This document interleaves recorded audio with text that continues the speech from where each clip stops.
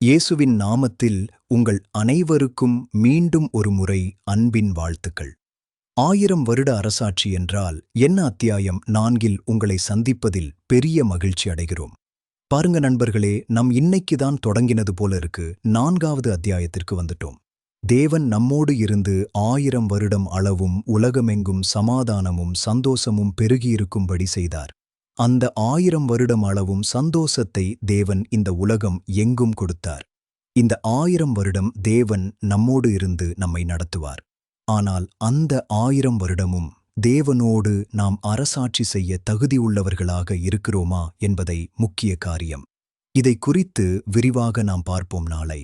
டிஸ்கிரிப்ஷன்ல நாங்க எங்க வாட்ஸ்அப் லிங்க் கொடுத்து இருக்கோ, அதுல போய் எங்களுடைய அதிகாரப்பூர்வ ஆப் பதிவிறக்கம் செய்து கொள்ளுங்கள்.